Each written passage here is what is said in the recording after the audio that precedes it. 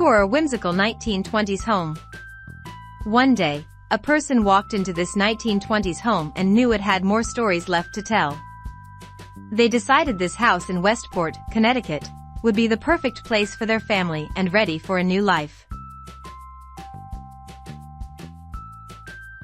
A house with Coastal-Meets-Cottage style, the homeowners. Determined to preserve as much of the home's original character as possible, they made minimal changes to the exterior. The owners removed a privacy fence in favor of a white picket, restored the original Dutch door, added window boxes, and painted the facade and shutters white and coastal blue. Leaning into an English cottage aesthetic, they kept the mature hydrangeas and layered in seasonal wildflowers. A splashy entry. They intentionally gave each room its own narrative. That framework guided nearly every design decision. For the entry, they went all in on a maritime aesthetic. Then hung mermaid and sardine art above an antique bench. A custom blue scalloped table, reminiscent of ocean waves, hides the radiator. Hand-painted sign that said "the best house in the world."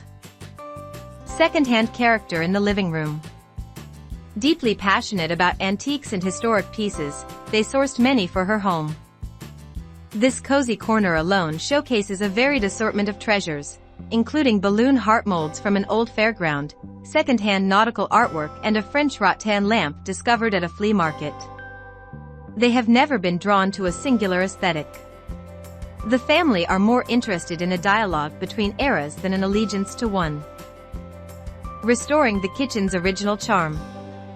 The goal was to improve function without losing the soul of the kitchen. One of the biggest transformations came after demolishing the dropped ceiling, which revealed a welcome surprise: attractive exposed joists that dramatically increased the room's height. Original cabinetry was preserved where possible, with new pieces designed to match. Though they initially searched for vintage French café stools for the custom island, they ultimately chose new Anthropologie counter stools, a practical decision when it comes to everyday spills. A garden above the sink. The family saved on backsplash tile by repurposing remnants from a cafe renovation. They splurged on an antique brass bridge faucet. I believe the things you touch every day are worth investing in. A sunny spot above the sink houses a cactus, snake plant, lime tree, and monstera. Primary pops on open shelves.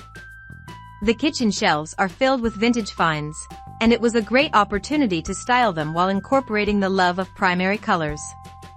Several pieces were sourced on travels, including a wishbone sculpture from Marfa, Texas, and whimsical vegetable artwork discovered in the Catskills. Circus stripes in the dining area. During the renovation, they knocked down one wall only, combining the original kitchen and dining room. Now the breakfast table, the home's only dining space, is a true workhorse. It's where the family eats most meals, crafts, answers work emails, and occasionally hosts dance parties. Here, like the rest of the home, is mixed high and low and old and new. Vintage ice cream parlor chairs surround an antique table, and a statement pendant from British lighting designer Bovamp adds a refined touch overhead. They had long wanted to incorporate circus stripes into their home and sourced this fabric from Alice Palmer, which keeps the room from feeling too serious. A tiki-themed bar. Combining the former kitchen and dining room provided extra space to carve out a bar area, where mornings begin with coffee and evenings wind down with cocktails. Subtle nods to an old tiki boat, including a vintage martini spoken here sign sourced from a boat in Maine and playful parrot accents, add personality. A record from great-grandfather, composer Victor Arden, adds a note of family history. Old-school vibes in the sunroom. In the sunroom, the family slows down to read and play games. 1960s Danish modular leather sofas establish a retro vibe, while animal motifs and bamboo shades lean into the room's zoo theme. A $20 thrifted wicker coffee table reinforces the collected feel, and a sculptural lamp, sourced at an antique fair in Florida, delivers an unexpected pop of red to the space.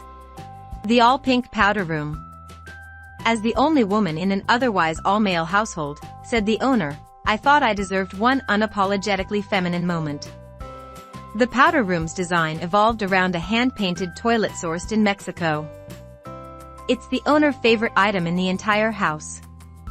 With walls painted a bubblegum pink, the owner compares to Pepto-Bismol. The space features portraits of a favorite female muse. A vintage disco ball finishes the look. Warm yellow for the stairway.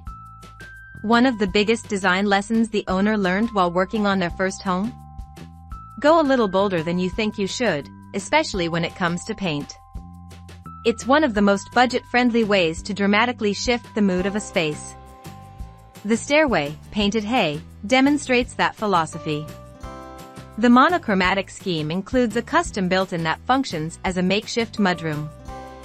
On the landing, a thrifted table, also painted to match, feels custom. A main bedroom filled with soft hues. In contrast to the rest of the house, the primary bedroom leans restrained. Lime-washed walls and a linen headboard create a soft, tonal envelope. The owner painted the antique nightstands a shade of purple, a color she once avoided but now finds surprisingly soothing. Handmade shell sconces, originally purchased for her cafe, found a perfect home here. The walk-in closet. The walk-in closet feels feminine and fun, thanks to contemporary chintz wallpaper by Adeline de Vries, and provides plenty of space for shoes, handbags, and clothes. Woven wood shades maintain the laid-back, coastal vibes. Cottage style in the guest room. This suite bedroom welcomes guests with quaint cottage style. Peach-toned floral wallpaper by Tess Newell casts the room in a rosy glow. A red gingham shade kicks up the character. Coastal colors in the bathroom. Turquoise tiles, reminiscent of sea glass, pair with the soft, sandy pink vanity to fill this small bathroom with coastal-inspired colors. Primary colors at play in the boys' room. The owner leaned into primary colors again when designing the boys' room. They layered in everything from custom monogrammed pillows to handmade Conta quilts. The sconces, repurposed from vintage moth traps, and the Babar aviation prints were sourced at a local antiques mall. Kids' rooms don't need to be overly designed, they just need to feel loved. From tiny nook to storage central. This small nook was transformed into a cozy bench seat with plenty of space for storage. For the cabinets, they selected a sophisticated shade of beige, made warmer by brass hardware. Changing faces. On the front patio, sculptural face chairs from a flea market were painted in 4 different shades of paint, all left over from the interior of the house.